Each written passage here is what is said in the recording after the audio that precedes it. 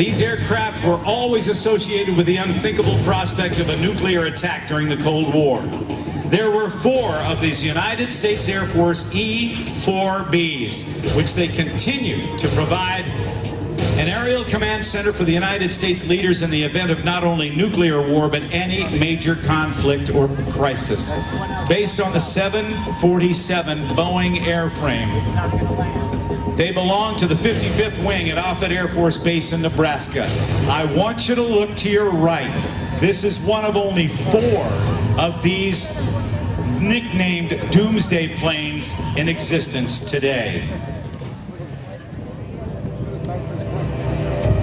And I don't know whether it's ever done a pass at an air show before, but let's take a look.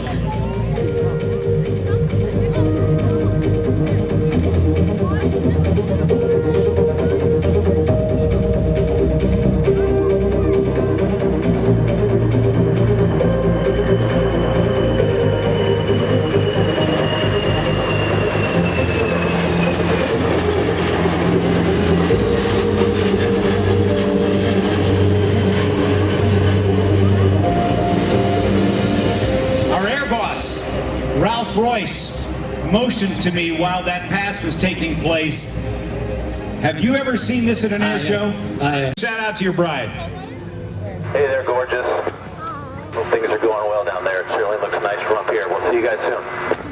Ladies and gentlemen, make some noise so they can hear you aboard the E-4, Lieutenant Colonel Mike Brazelton and the E-4 Air 4 aircraft.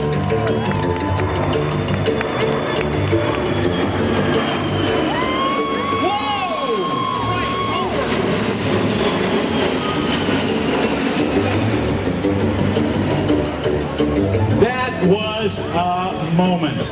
Ladies and gentlemen, put your hands together for the E-4.